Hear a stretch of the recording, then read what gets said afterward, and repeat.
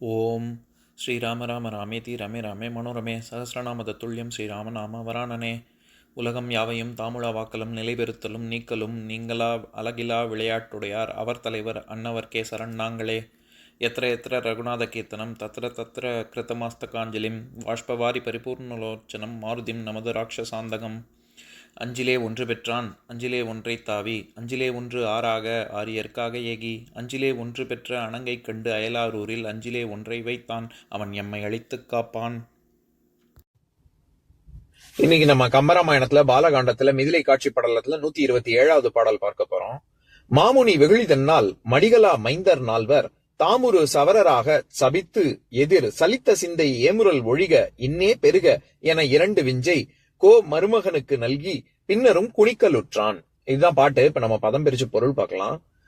மாமுனி வெகுளிதன்னால் பெருந்தவ முனிவனான வசிஷ்டனது கோபத்தால் மடிகலா மைந்தர் நால்வர் தாம் முன்பு இரவாது இருந்த தன் மைந்தர் நால்வரும் உரு சவரராக இழிந்த வேடவராகும்படி சபித்து விஸ்வாமித்திரன் சபித்து விட்டு எதிர் அதன் பின்பு தனக்கு எதிரில் நின்ற கோ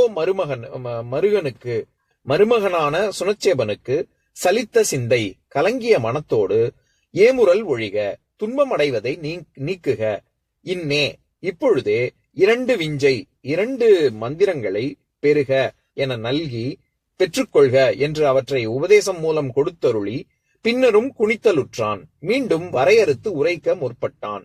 இப்ப நம்ம இந்த பாட்டுல இருக்கக்கூடிய நயங்களை பார்க்கலாம். அதாவது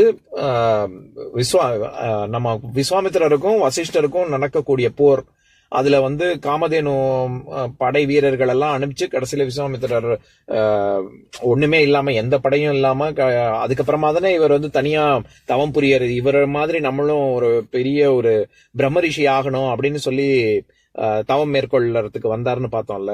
அப்போ அந்த சண்டை நடந்துகிட்டு இருக்கும்போது நம்ம முன்னாடி உள்ள பாடல்கள்லயே பார்த்திருக்கோம். அதாவது தன்னுடைய மைந்தர்கள் எல்லாம் விஸ்வாமித்திரனுடைய ராஜாவா இருக்கும் பொழுது அவனுடைய பிள்ளை எல்லாம் அது எப்படி நீங்க எங்க அப்பாவோட இப்படி கொல்லறதுக்கு போகலாம் அப்படின்னு சொல்லி அவங்களும் போவாங்க. அதை பார்த்த இவரு வசிஷ்டர் அவங்களெல்லாம் கொன்றுவாங்க அப்படின்னு பார்த்தோம்ல. அப்ப இவர் விஸ்வாமித்திரருடைய பசங்க எங்கேருந்து வந்தாங்க அப்படின்னு கேட்டா அதுக்குதான் கம்பர் என்ன சொல்றாரு, மடிகலா மைந்தர் நால்வர் அப்படின்னு. அந்த போர்ல கலந்து கொண்டு மாண்டு போகாமல் இருந்த ஒரு 4 பேர் இருக்காங்க ஏற்கனவே. அந்த அவங்க இன்னும் இறக்கல. அந்த 4 பேருக்கு தான் விஸ்வாமித்திரர் சாபம் கொடுக்கிறாரு அப்படின்னு கம்பர் சொல்றாரு. அதனாலதான் மடிகலா மைந்தர் நால்வர். இன்னும் மடியறதுன்னா இறக்கிறது.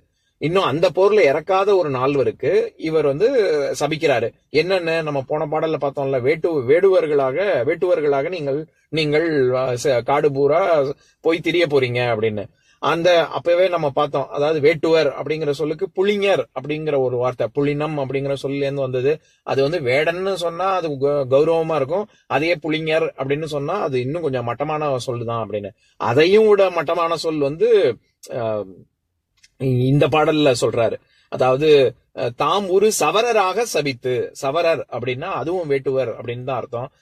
நான் சொன்னேன்ல, அதாவது காட்டுவாசி அப்படின்னு சொல்லலாம். அது இன்னும் என்ன சொல்றது, ஒரு தாழ்வான ஒரு அர்த்தம் வர்ற மாதிரி கூட சொல்லலாம். அந்த மாதிரிதான் இங்க சவரருங்கிற சொல். ஏன்னா சவரருங்கிற சொல் மிலேச்சர்கள், ஒரு பாலைவன நிலத்துல இருக்கக்கூடிய வேட்டுவர்கள் அப்படின்னு அர்த்தம். வேடர்கள்லயே இன்னும் கொஞ்சம் தாழ்வான ஒரு பொருள் கொடுக்கக்கூடியது.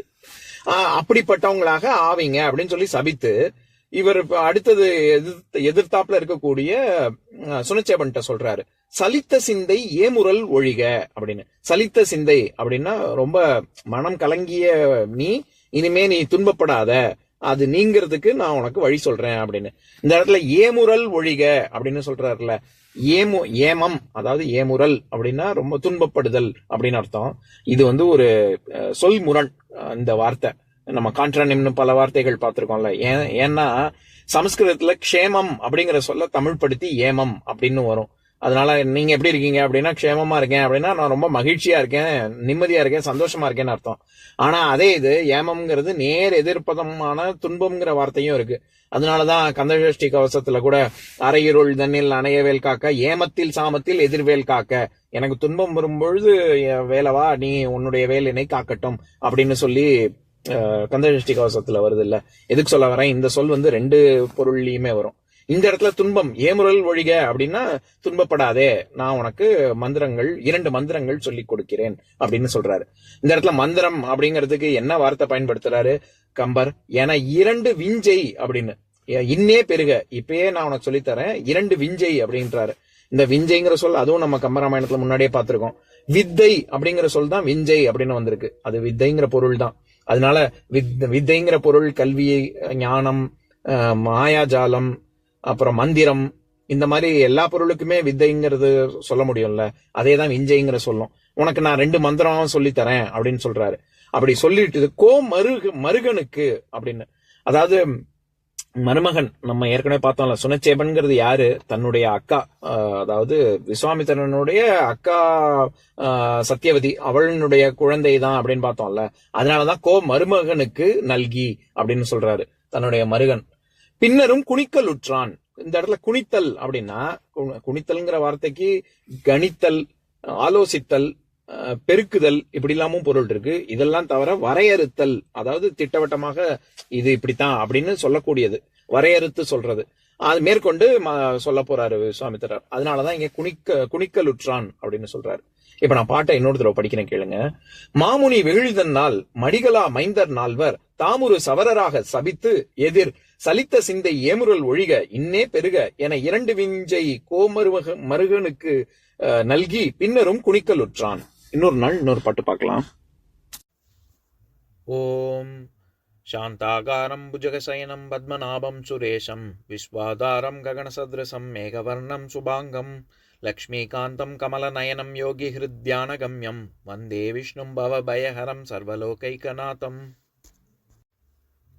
உம்பரோடு இம்பர்காரும் உலகம் ஓர் ஏழும் ஏழும் எம்பெருமான் என்று ஏத்தி இறைஞ்சி நின்று ஏவல் செய்ய தம்பியரோனும் தானும் தருமமும் தரணி காத்தான் அம்பரத்து அனந்தர் நீங்கி அயோத்தியில் வந்த வள்ளல்.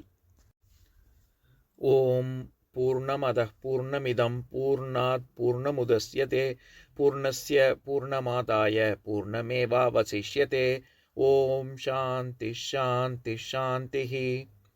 ஓம் சர்வேஷாம் ஸ்வஸ்திர்பவது சர்வேஷாம் சாந்திர்பவது சர்வேஷாம் பூர்ணம் பவது சர்வேஷாம் மங்களம் பவது. ஓம் சாந்தி சாந்தி சாந்திஹி. ஓம் சர்வே பவந்து சுகினः சர்வே சந்து நிராமயாः சர்வே பத்ராணி பஷ்யந்து மா கஷ்சித் துக்கபாக் பவேத். ஓம் சாந்தி சாந்தி சாந்திஹி.